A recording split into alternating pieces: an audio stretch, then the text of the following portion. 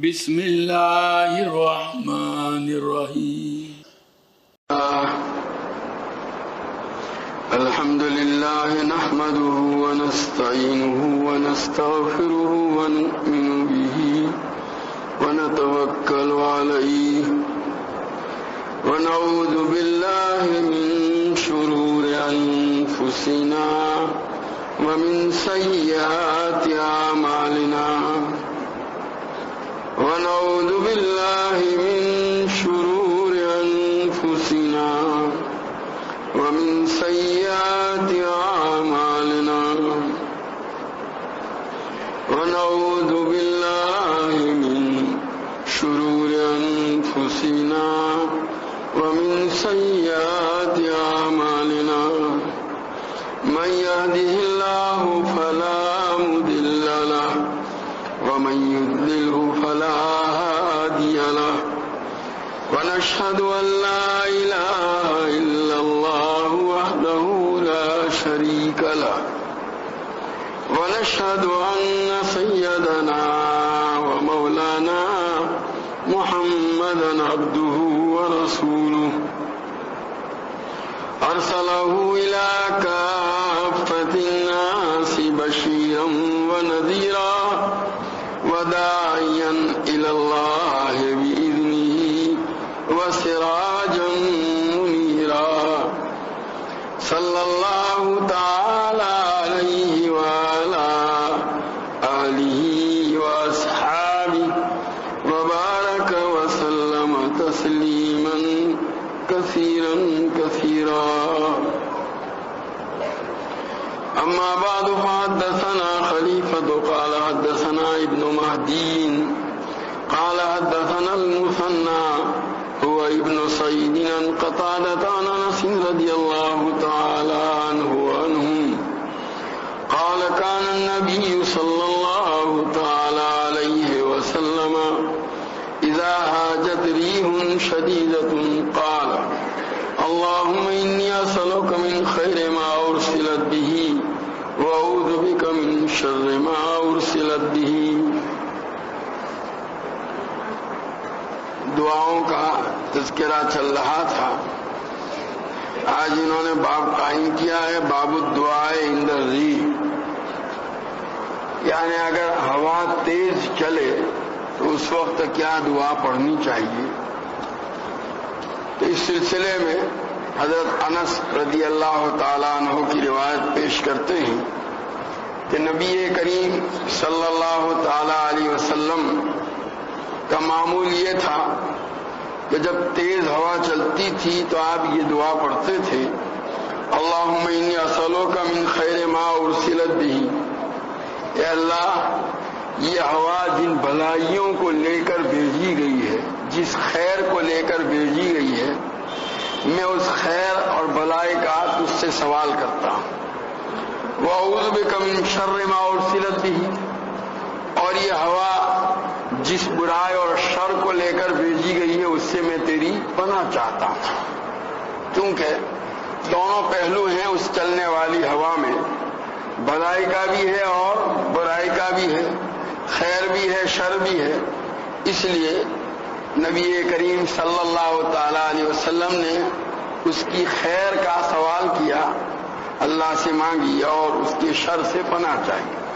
ویسے جو مخلوقات ہیں ان میں تقریباً عموماً اسی طرح دونوں پہلو ہوا کرتے ہیں، اور وہ تمام مخلوقات جن سے واسطہ پڑتا ہے انسان کو یا تو استعمال کی شکل میں، جیسے لباس ہے اور سواری کا جانور ہے، مکان ہے، بیوی ہے اور اس طرح دوسرے، تو وہاں پر بھی اسی نوع کی تعلیم دی گئی کہ اللہ تعالیٰ کی طرف سے یہ چیز جو بنائی گئی ہے اس میں چونکہ دونوں پہلو ہیں، اس سے فائدہ بھی پہنچ سکتا ہے اور نقصان بھی، خیر بھی پہنچ سکتی ہے شر بھی. تو نبی کریم صلی اللہ تعالیٰ علیہ وسلم نے اپنی دعاؤں کے ذریعے سے امت کو یہ طریقہ بتلایا کہ جب بھی اس طرح کی کسی چیز سے واسطہ پڑے یا استعمال کی نوبت آوے تو اس صورت میں آپ اس کی خیر کا اللہ سے سوال کیجیے اور اس کے شر سے پناہ چاہیے. یہاں ہوا کے معاملے میں بھی اور چلنے والی ہوا دونوں پہلو لے کر آ سکتی ہے. حدثنا احمد بن ابی بکر قال حدثنا مغیرة بن عبد الرحمن عن یزید عن سلمۃ قال كان النبي صلی اللہ علیہ وسلم اذا اشتدت الريح يقول اللهم لاقحا لاقیما. یہ نبی کریم صلی اللہ تعالی علیہ وسلم کا اس میں بھی عمل بتلایا کہ جب تیز ہوا چلتی تھی تو اس وقت نبی کریم صلی اللہ تعالی علیہ وسلم یہ بھی دعا فرماتے تھے کہ اللہ اس ہوا کو بارش برسانے والے بادلوں کو اٹھا کر لانے والی بنا اور بانجھ بے فائدہ نہ بنا. اللہ تبارک تعالیٰ بادلوں کو ہوا کے ذریعے سے چلاتے ہیں. یہ بادل جو ہوتے ہیں کبھی تو پانی سے بھرے ہوئے ہوتے ہیں جو لوگوں کے لیے کارآمد مفید اور مثمر ہوا کرتے ہیں، اور کبھی خالی ہوتے ہیں. قحط سالی کے زمانے میں بھی بارش کا جو زمانہ ہوتا ہے وہ بادل تو ہوتے ہی اٹھتے ہی ہیں لیکن بارش برستی نہیں ہے. تو نبی کریم صلی اللہ تعالی علیہ وسلم جو ہے یہاں دعا میں فرمان لاقح وہ اٹھنی جس کے پیٹ میں بچہ ہو، بچے والی حاملہ اٹھنی کو کہتے ہیں، اور عقیم کہتے ہیں بانجھ کو. تو مطلب یہ ہے کہ یہ ہوا جو آئی ہے ہمیں فائدہ پہنچا کر کے جائے ایسے بادلوں کو لاوے جو پانی برسانے والے ہوں، خالی بادلوں کو نہ لاوے. باب لا تصب الریح. اب یہاں ایسی جو ہوا چلتی ہے اس سلسلے میں ادب سکھلایا جا رہا ہے. بعض لوگ ایسے موقع پر وہ جو ہوا چلتی ہے یا اس طرح کی چیزیں آندھی وغیرہ اسی کو برا بھلا کہنے لگ جاتے ہیں. تو نبی کریم صلی اللہ تعالی علیہ وسلم اس موقع پر کس ادب کا لحاظ کرنا چاہیے وہ بتلاتے ہیں. حدثنا ابن ابی شیبہ قال حدثنا اسباط عن الاعمش عن حبیب بن ابی ثابت عن سعید بن عبد الرحمن بن ابزہ عن ابیہ عن ابی رضی اللہ تعالی عنہ وعنہم قال لا تصب الریح. حضرت ابی بن کعب رضی اللہ تعالی عنہ نبی کریم صلی اللہ تعالی علیہ وسلم کا ارشاد نقل کرتے ہیں کہ ہوا جب چلے تو اس کو برا بھلا مت کہو، اس کو گالی مت دو. کیوں؟ اس لیے کہ ہوا تو مخلوق ہے، اللہ تعالیٰ کی طرف سے معمور ہے. تو نعوذ باللہ اگر کوئی آدمی اس کو برا بھلا کہے گا وہ سب اللہ تعالیٰ کی طرف لوٹے گا. اس لیے اور وہ تو یعنی وہ گویا اللہ تعالیٰ کو برا بھلا کہہ رہا ہے تو یہ بہت بری چیز ہوگی. یا یہ ہے کہ کوئی آدمی اگر کسی چیز پر لعنت بھیجتا ہے تو وہ چیز اگر لعنت کی حقدار نہ ہو تو وہ پھر لعنت اسی کی طرف لوٹ کر کے آتی ہے. دونوں صورتوں میں اس کا نقصان ہے. فَإِذَا رَأَيْتُم مِّنْهَا مَا تَكْرَهُونَ. البتہ حضور صلی اللہ علیہ وسلم فرماتے ہیں کہ اگر ہوا کی طرف سے تم کو کوئی ایسی چیز نظر آوے اور ہوا کی طرف سے تم کو ایسا سابقہ پڑے کہ جو تمہارے مزاج کے خلاف ہے، مطلب یہ ہے کہ کوئی نقصان پہنچے یا نقصان پہنچنے کا خطرہ ہو، تو اس موقع پر یہ دعا پڑھ لیجئے اللہم انا نسألک خیر ھذہ الریح و خیر ما فیھا. اے اللہ اس ہوا کی بھلائی اور اس کے اندر جو کچھ بھی ہے. بعض مرتبہ ہوا کے ساتھ بہت ساری چیزیں بھی آ جاتی ہیں تو اس میں جو کچھ ہے اس کی بھلائی کا میں تجھ سے سوال کرتا ہوں. وخیر ما ارسلت بہ. اور یہ ہوا جس خیر کو لے کر کے بھیجی گئی ہے اس کا میں تجھ سے سوال کرتا ہوں. ونعوذ بک من شر ھذہ الریح وشر ما فیھا وشر ما ارسلت بہ. اور میں تجھ سے اس ہوا کی برائی، شر اور اس کے اندر جو کچھ ہے اس کی برائی، مثلا ہوا بادل کو لے کر کے آئی ہے تو وہ یا اور کوئی چیز، اور جس چیز کے ساتھ بھیجی گئی ہے اس کے شر سے میں تیری پناہ چاہتا ہوں. مطلب یہ ہے کہ اس کو برا بھلا کہنے کے بجائے اللہ تعالیٰ کی طرف متوجہ ہو کر اس کی خیر کا سوال کرے اور اس کے شر سے پناہ چاہے. حدثنا مسدد عن یحییٰ عن الاوزاعی قال حدثني الزهري قال حدثني ثابت الزرقي قال سمعت أبا هريرة رضي الله تعالى عنه يقول قال رسول الله صلى الله تعالى عليه وسلم الريح من روح الله تأتي بالرحمة والعذاب فلا تسبوها ولكن سلوا الله من خيرها وتعوذوا بالله من شرها.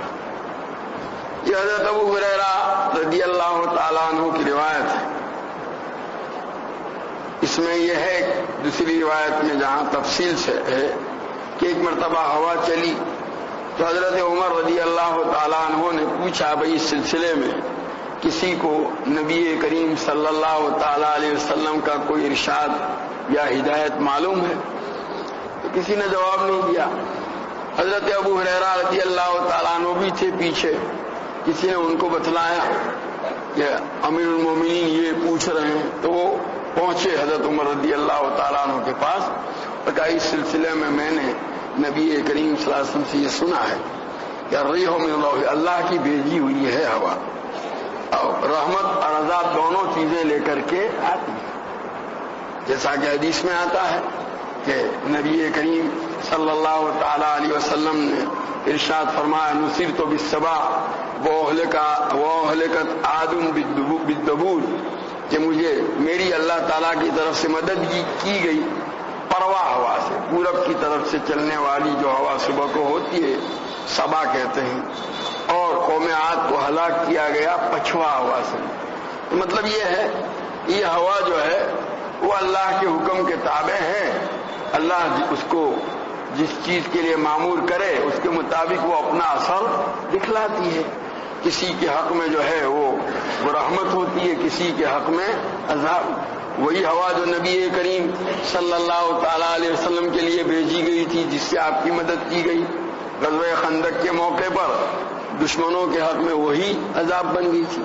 وَأَرْسَلْنَا عَلَيْهِمْ رِيحًا وَجُنُودًا لَمْ تَرَوْهَا فَلَا تَسُبُّوهَا. تو حضور صلی اللہ علیہ وسلم فرماتے ہیں کہ ہوا کو برا بلا مت کہو، ولیکن صلوا اللہ من خیرہا، اللہ تعالیٰ کی طرف متوجہ ہو جاؤ اور اللہ تعالیٰ سے اس کی بھلائی کا سوال کرو. وتعوذوا باللہ من شرہا، اور اس کے شر اور برائی سے اللہ کی پناہ چاہو. یہ ایک اصول ہی ہے ہر چیز کے سلسلے میں.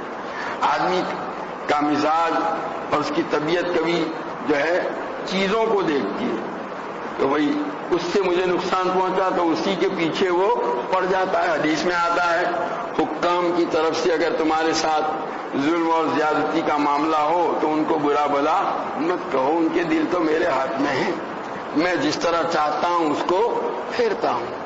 اس لیے حقیقت تو یہ ہے یہ ساری مخلوق اللہ کے حکم کے تابع ہے.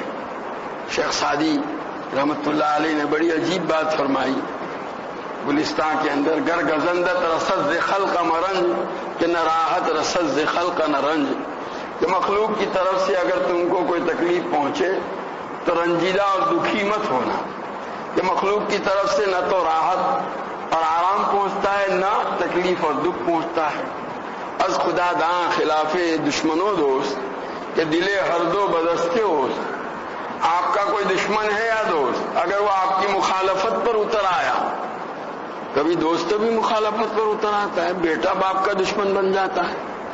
ابھی گزشتہ ہفتے ایک باپ کا فون آیا کہ میرا بیٹا میرا مخالف بن جائے، میرے خلاف پروپیگنڈا کرتا ہے، میرا دشمن بنا ہوا ہے.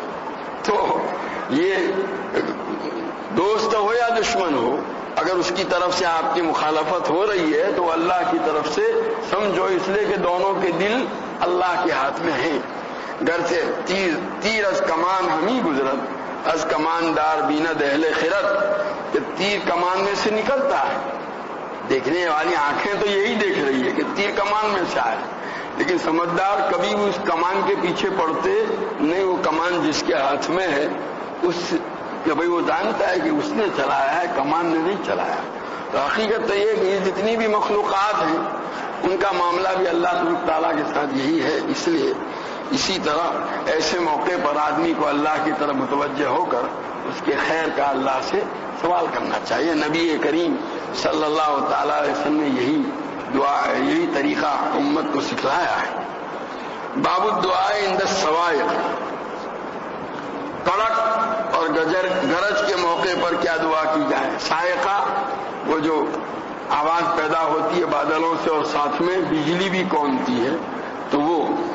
حدثنا معلم بن اسد قال حدثنا عبد الواحد بن زیاد قال حدثنا الحجاج قال حدثني ابو مطر انه سمع سالم بن عبد الله عن ابيه رضي الله تعالى عنه قال كان النبي صلى الله تعالى عليه وسلم اذا سمع الرعد والصواعق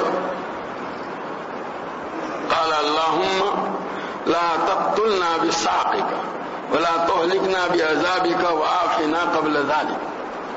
حضرت عبداللہ ابن عمر رضی اللہ تعالی عنہما فرماتے ہیں کہ نبی کریم صلی اللہ تعالی علیہ وسلم جب بادلوں کی گرج اور کڑک کی آواز سنتے تھے، گرج جس میں خالی آواز ہو، بجلی کی چمک نہ ہو، رعد اس کو کہتے ہیں، اور صاعقہ اس میں آواز کے ساتھ کڑک بجلی بھی کودے تو اس کے لیے بولا جاتا ہے، آواز دونوں میں ہوتی. تو بہرحال جب نبی کریم صلی اللہ علیہ وسلم بادلوں کی آواز کو سنتے تھے تو آپ دعا کرتے تھے اللہم لا تقتلنا بصاعقک، کہ اللہ یہ اس غرض بادل کی اس گرج کے ذریعے سے ہمیں تو ہلاک نہ کیجیے. بعض روایتوں میں بصاعقک کے بجائے بے غضب کا، تو اپنے غضب اور ناراضگی کی وجہ سے ہم کو ہلاک مت کرنا. ولا تہلکنا بعذابک، اور ہم کو اپنے عذاب سے ہلاک مت کیجیے. وعافنا قبل ذلک، اور اس سے پہلے جو ہے ہم کو عافیت عطا فرما دیجیے. مطلب یہ ہے کہ ہم سلامت رکھیے، کوئی تکلیف نہ پہنچنے پائے. باب اذا سمع الرعد، یہاں پر بھی وہی گرج بادلوں کی جو ہو اس پر کیا پڑھنا چاہیے. حدثنا بشر قال حدثنا موسى بن عبد العزيز قال حدثني الحكم قال حدثني إكرمة أن ابن عباس رضي الله تعالى عنه كان إذا سمع صوت الرعد قال سبحان الذي سبحت له قال إن الرعد ملك ينعق بالغيث كما ينعق الراعي بغنمه. یہ حضرت عبداللہ ابن عباس رضی اللہ تعالیٰ عنہما کا اثر ہے جس میں وہ فرماتے ہیں کہ جب گرج کی آواز سنتے تھے تو اس وقت یہ پڑھتے تھے سبحان الذی سبحت لہ، کہ وہ ذات پاک ہے جس کی تم نے تسبیح پڑھی. قرآن میں ہے نا یسبح الرعد بحمدہ والملائکۃ من خیفتہ، کہ یہ جو بادلوں کی گرج اور کڑک ہے وہ اللہ کی تسبیح پڑھتی ہے. اب یہ گرج کیسے تسبیح پڑتی ہے؟ رات گرج ہی کو کہتے ہیں. تو دونوں مطلب بیان کیے گئے ہیں کہ بھئی اگر اس سے یہ گرج کی مراد لی جائے آواز، تو کیونکہ قرآن پاکی میں ہے وَإِن مِّن شَيْءٍ إِلَّا يُسَبِّحُ بِحَمْدِهِ وَلَٰكِن لَّا تَفْقَهُونَ تَسْبِيحَهُمْ. یہ جتنی مخلوقات ہیں زمین و آسمان میں سب ہی اللہ کی پاکی بیان کرتی ہیں، اس کی تسبیح پڑھتی ہیں. اب تم نہ سمجھو وہ بات دوسری، یا تو حقیقت مراد ہے، یا جیسا کہ بعض روایتوں سے معلوم ہوتا ہے کہ رعد، یہ جو قرآن میں لفظ ہے رعد آیا یسبح الرعد بحمدہ، جیسا کہ آگے اس کے اندر اسی میں ابن عباس آگے فرماتے ہیں قال، آگے پھر یہ کہہ کر ابن عباس نے یہ فرمایا کہ ان الرعد ملک ینعق بالغیث کما ینعق الراعی بغنمہ، کہ یہ رعد جو ہے نا یہ ایک فرشتہ ہے جو وہ بادل کو اور بارش کو چلاتا ہے، ہکالتا ہے، جیسے کہ چرواہا اپنی بکریوں کو ہکالتا ہے، آواز دیتا ہے اس کو جھڑکنے کے لیے، اور اس کی آواز سن کر بکریاں بھاگتی ہیں. تو اسی طریقے سے یہ رعد ایک فرشتہ ہے جو اس طرح چلاتا ہے، ہکالتا ہے بادلوں کو، اس کی یہ آواز کی یہ ہے، یہ تسبیح پڑتی ہے.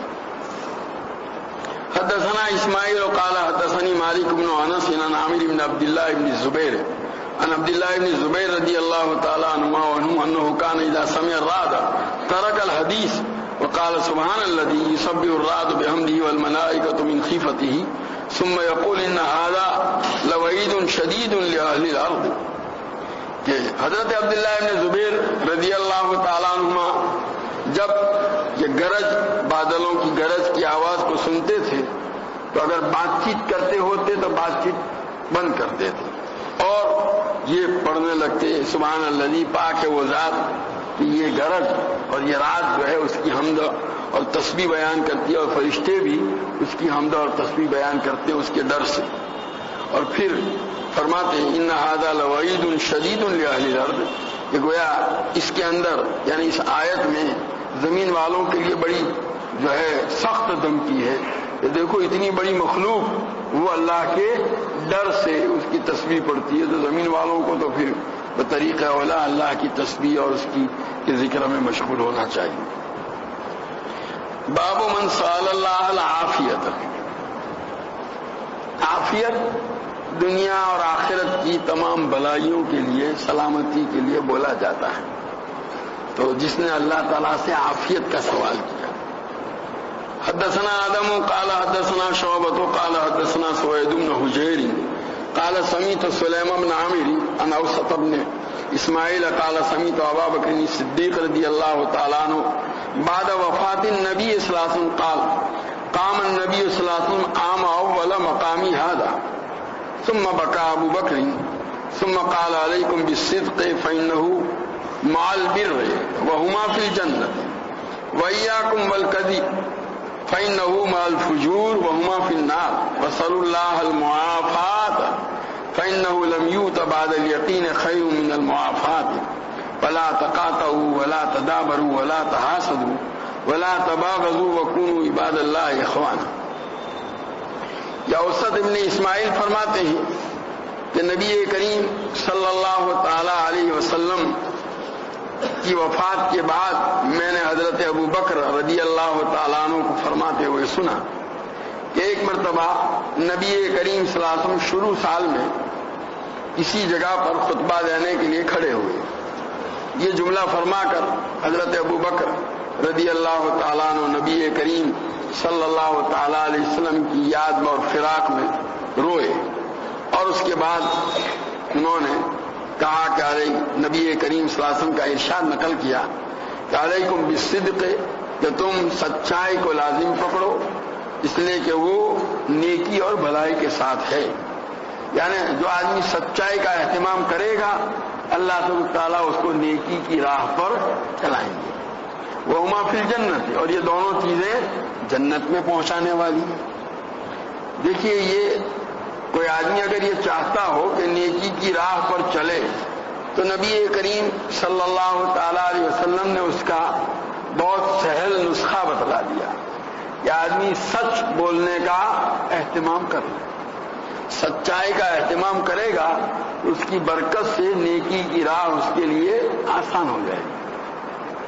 اس لیے پہلا قدم جو ہے وہ یہ ہے کہ اس کو اختیار کیا جائے. بعض روایتوں سے معلوم ہوتا ہے ایک آدمی نے آ کر عرض کیا کہ بہت ساری برائیوں میں گناہوں میں مبتلا ہوں, چوری کرتا ہوں, زنا کا ارتکاب ہے, شراب, جھوٹ بھی بولتا ہوں. کوئی ایک بات تو حضور صلی اللہ علیہ وسلم کا جھوٹ کو چھوڑ دو, سچ بولنا لازم پکڑ لو. اب جب چوری کا ارادہ ہوا تو خیال آیا جب چوری کے بعد پوچھا جائے گا تم نے چوری کی, میں اقرار کروں گا تو ہاتھ کٹے گا. زنا میں بھی اسی طرح, شراب نوشی, تو وہ ساری سچائی جو ہے وہ گناہوں سے روکنے کا ذریعہ بن گئی.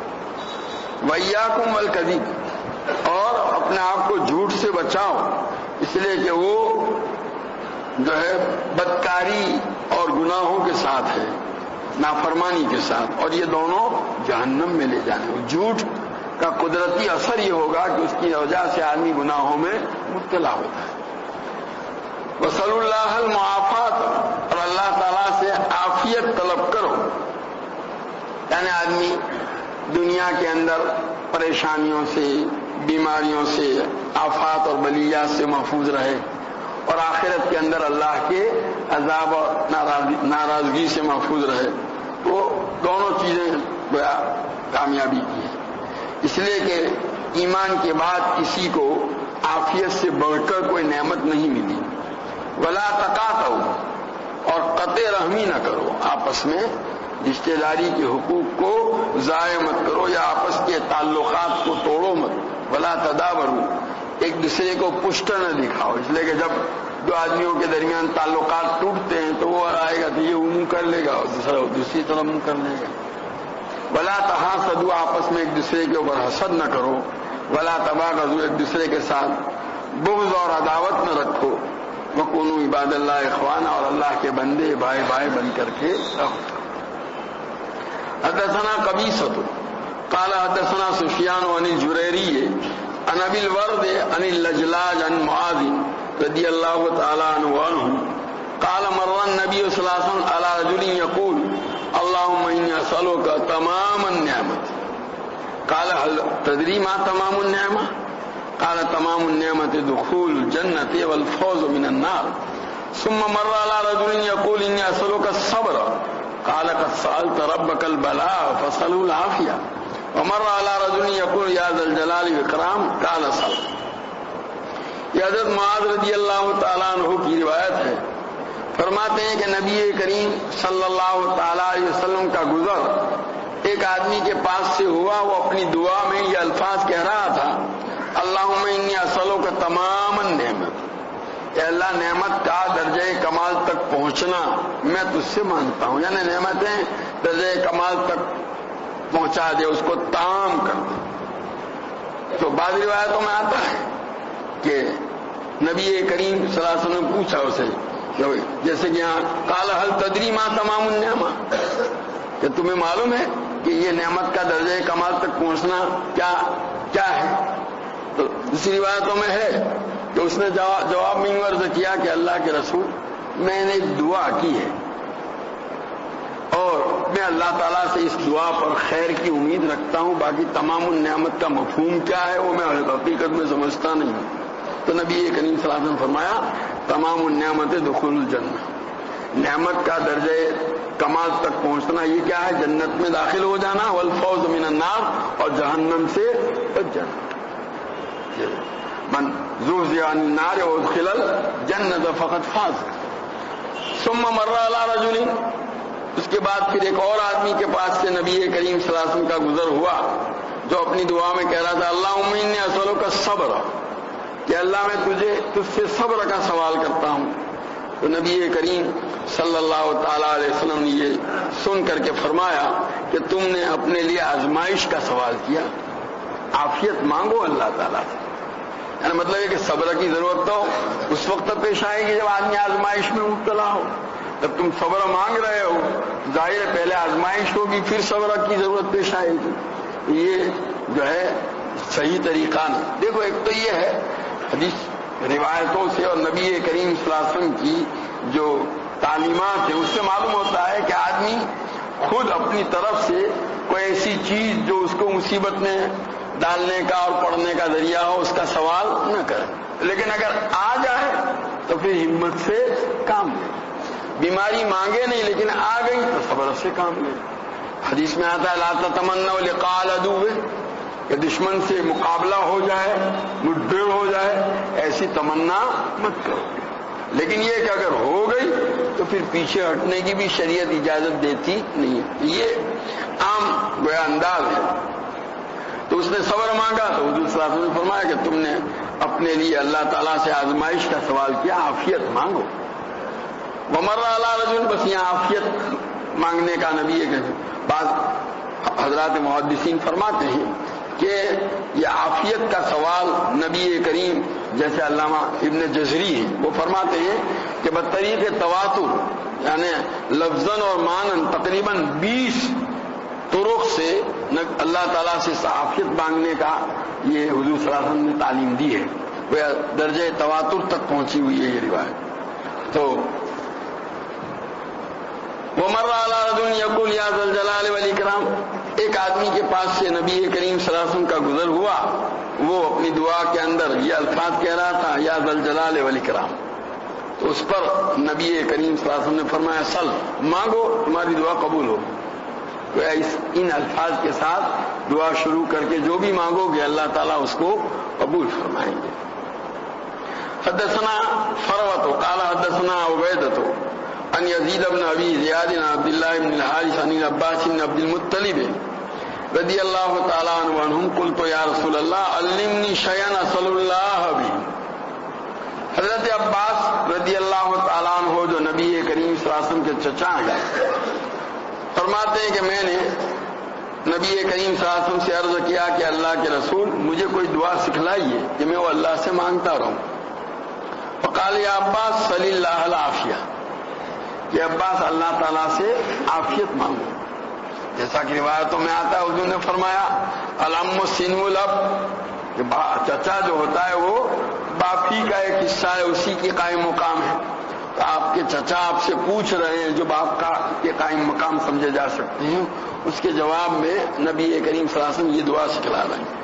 ثم مکثت قلیلا، پھر حضرت عباس فرماتے ہیں کچھ دن میں ٹھہر گیا، اور اس کے بعد جو ہے پھر میں نے ثم جیتو، پھر حاضر ہوا. فقلت علمنی شیئا اسأل اللہ بہ یا رسول اللہ، کہ اللہ کے رسول مجھے کوئی دعا سکھلائیے، کوئی چیز سکھلائیے جو میں اللہ سے مانگوں.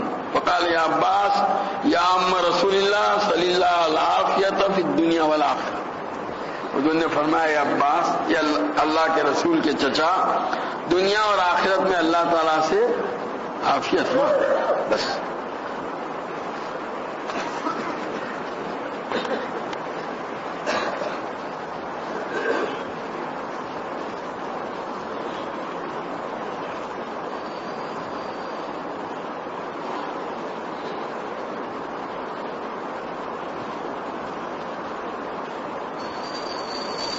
ایک آدمی کے ساتھ معاملہ طے ہوا کہ 1 سال یا 2 سال کے لیے وہ اپنی گاڑی 4 وہیل استعمال کے لیے دے گا، اور بدلے میں اس کو 4 لاکھ دینے کے ہیں. پھر 1 سال یا 2 سال بعد گاڑی اس کو واپس کرنی ہے، اور وہ ہمارے پورے 4 لاکھ واپس کر دے گا، تو کیا یہ معاملہ شرعاً صحیح ہے؟ اب یہ جو 4 لاکھ دیے جا رہے ہیں، اگر اس کو قرض کے طور پر دیے جا رہے ہیں اور اس کے بدلے میں یہ گاڑی استعمال کے لیے دے رہا ہے تو یہ تو سود ہے. اور اگر کرائے کا معاملہ ہے تو بات طے کر دی جائے. کرائے کی جو شرطیں ہیں کہ بھئی 4 سال کے لیے تمہاری گاڑی میں کرائے پر لیتا ہوں، اور اس کرائے کے طور پر یہ جو ہے یہ رقم تم کو دی جا رہی ہے، تو اس کی گنجائش.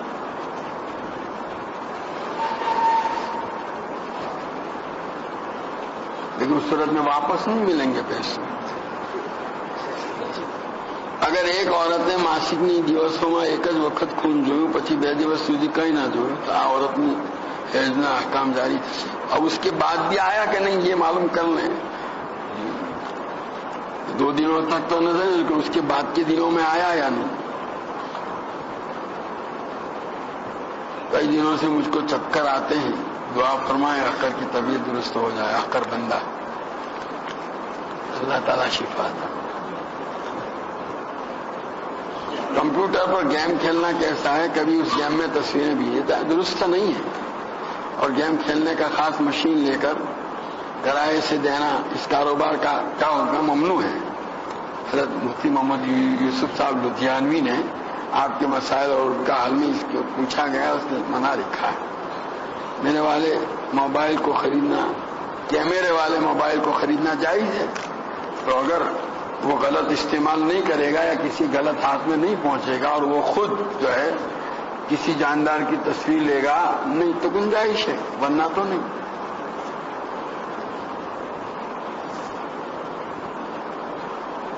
चार रकात नफल नमाज में सलातुल शुक्र और सलातुल तस्बीह की एक साथ में नियत कर सकते हैं. और ये सलातुल तस्बीह एक मुस्तकिल नमाज है जो खास गुनाहों की मग़फ़िरत के लिए पढ़ी जाती है. हमारे यहाँ समाज में शादी के मौके पर दूल्हा के साथ अनवर जो दूल्हे को मियाँ बीवी के पहली शब्द के बारे में समझाता है, इसको जरूरी समझ कर एक आदमी मुकर्रर किया जाता है कि ये जायज़ है, रहबरी फरमाएं. अगर वो दूल्हा इन चीज़ों से वाकिफ नहीं है तो शरई हुदूद में रहकर अगर कोई चीज़ बतलाई जाए गुंजाइश, वरना बस अब वो क्या सिखाता है वो बताया जाए तो फिर हम बताएंगे.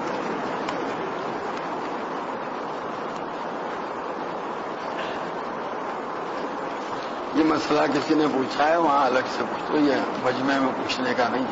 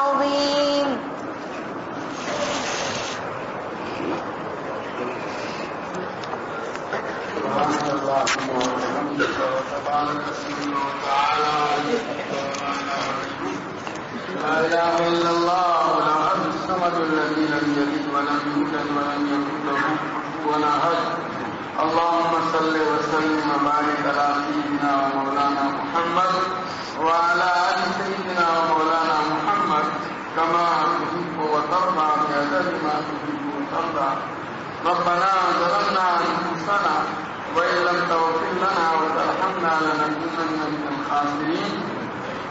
ربنا اغفر لنا ذنوبنا وإسرافنا في أمرنا وثبت أقدامنا وانصرنا على القوم الكافرين.